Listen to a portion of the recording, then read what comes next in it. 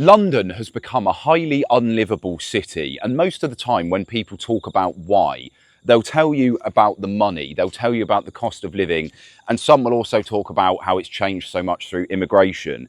But in this video, I'm actually going to talk about the biggest reason why London is so bad to live in, why it's so soul destroying and so draining, based off two conversations I've had today here in Bali, one with a 25-year-old and one with a 50-year-old who had both came to the same realization about life in London, but at different stages in their life, and decided to move out to Bali. Now, obviously, being in Bali, this is a place that attracts people who have had these life crises and these turning points, and they've come to find deeper meaning or build a business online, or both combined. That is the tendency of people here. But I found it fascinating as somebody who also burnt out in London. I used to work in Canary Wharf and I got signed off sick from work with chronic burnout, depression and stress. I couldn't hack it anymore. And then I decided to start my own personal brand and business and move around Southeast Asia and live in Bali. But there's a shared experience with London that is really what makes it so shit to live in, such a depressing place. And the older guy, he spoke about this by pointing out that London has the second highest consumption rate of the South American party powder. And he said the reason for this is because it is a coping mechanism for how miserable everybody is there. And the UK in general is a miserable country, right? The UK was voted the second most miserable country in the world after Uzbekistan. The UK at the moment, as we all know, if you are a British person watching this, you will know this, but if you're not, the UK is in a really bad place at the moment, economically and culturally, politically. It's just a really miserable place to be. It's really undesirable. But London is the powerhouse of the UK. It's the centre of the UK, a world-renowned city that, from what I've heard from older people, used to be an amazing place to live. A lot of people out here, they say it's lost its buzz from what it used to be. And I spoke to the older guy about this as well, saying, you know, how was it in the 90s and the noughties when people say that there was a real buzz and energy when New Labour came in under Tony Blair. But we won't go into the politics with that. But the buzz was different, right? People were having fun. There was more ambition. There was something in the air. And now it's gone completely the other way. And I found that when I was there. In its simplest explanation, London is a rat race. It is the epitome of a rat race. And you can really feel that if you're ever on the tube during rush hour and you look around you and everybody there is drained. Not a single person is smiling. Everyone is exhausted, and you can see the irritability, particularly if you ever see this on a Monday, and if you are one of these poor fuckers whose boss has decided to penalise you by making you come into the office on a Monday, you'll see it even more so because most people in London will have come off the back of the weekend bender, whether that be work drinks Thursday, mates Friday, mates Saturday, or whatever. So the hangover has kicked in, the come down has kicked in. And even if it isn't that, even if they are just living healthily, it's like, oh, God, here we go again. Because it's survival in London. That is what the lifestyle is. It isn't living, it is surviving. And this relates to the financial point. We all know that London is a ridiculously expensive city. But all in all, it's just a terrible deal. It's a really bad deal living there because the salaries are so bad for how expensive the city is.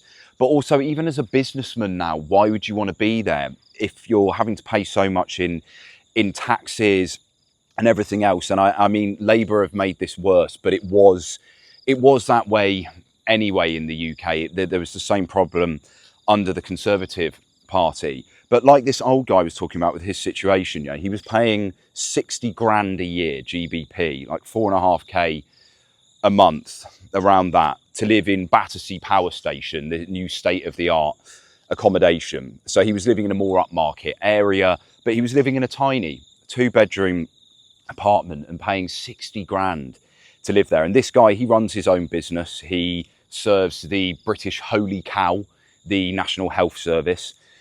But he's run multiple businesses throughout his life. He'd worked in corporate, and it was now at nearly 50 years old, he was, a couple of years ago, that he decided it just wasn't worth living in that country anymore and living in that city in particular. And he also spoke about examples of his friends who, unfortunately, one of them had tried to kill himself, and he spoke about someone he knew who had, as a result of the burnout culture in London.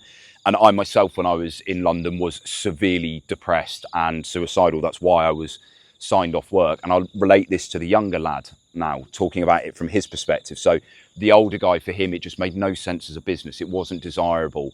There's a pessimistic energy. It's too expensive as a business owner there, right? And London is meant to be an innovative city. There still are lots of startups coming out of there, particularly in the financial services industry, which is another problem. It's all centered on financial services, right? But the younger lad, very, very similar situation to what I went through.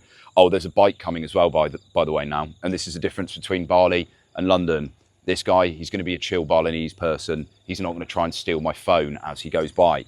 But aside from the crime that London is riddled with as well, and that edginess that it puts everyone on, that's another thing as well. Just people being really suspicious, no trust, no stable, trusting society. It's just, yeah, it's not nice. But the younger lad, right, same thing. You are told as a young person in the UK that you want to get a job in London. That the goal is to get a degree from a top uni, a Russell Group. This guy had gone to Exeter Uni. I went to Leeds Uni. We both worked in the same industry, right? He was working in financial events. I was working in financial events.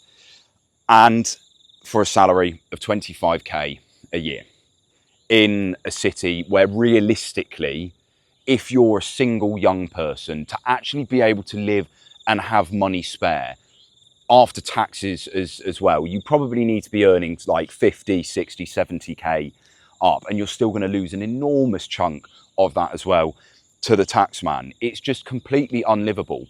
And he spoke about his job in America as well, because the exact same position was available in Texas, and it was about 3 times the salary.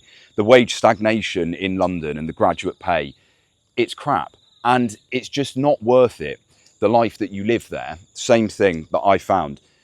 You work all the time, you blow out on the weekend just so that you can get paid this mediocre salary that barely covers your cost of living, because that is the only city with opportunity in the UK, because the rest of the UK has been completely neglected and entirely focused on London with everything there.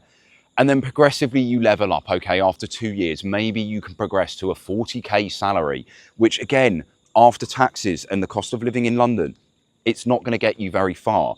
And just for the lifestyle that you live as a result of that, the high pressured work, that rat race lifestyle, the only thing to do is to go and blow out on the weekend, or then when you get older, maybe you start doing high rocks or running or whatever it may be, you know, another way to replace the gaping hole that is left after you stop drinking, right? But it's a really depressing existence. And that's what I found when I was there. I felt really trapped in that rat race matrix, whatever you want to call it. And it's so uninspiring. It's a waste of human potential. It's not how we're meant to live as a species, as humans. It really ruins our creativity.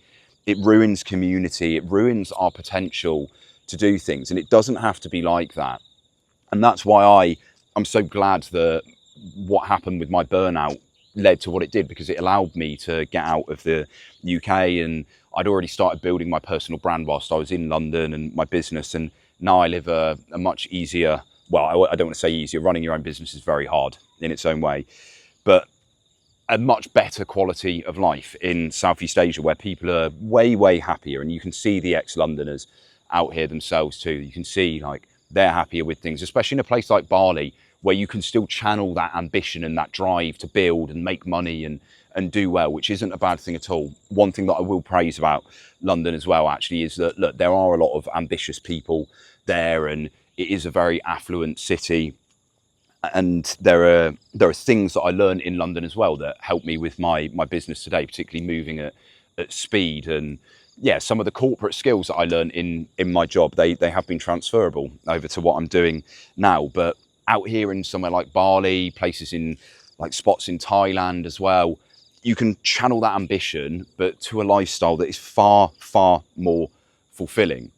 And that is so much more rewarding. And you really see this as an ambitious person when you get out of London and you experience living in places like this and being around people that have chosen to work online and have that freedom, instead of being stuck in that rat race lifestyle that London is. It's a waste of time. And regardless of how old you are watching this, well, actually, look, it's going to depend on your situation. But look, if you're a young man and you're single in particular, get the fuck out of that city. Just get out of that city and channel your ambition through the internet, and so you can go elsewhere. Because there are people who can't do that. They know that London sucks, but they've got partners, they've got family, they've got kids, whatever it may be. They've got mortgages, they're tied down by their financial assets or whatever it may be. If you're young and you don't have this kind of stuff, just get out of there. Don't even bother with London.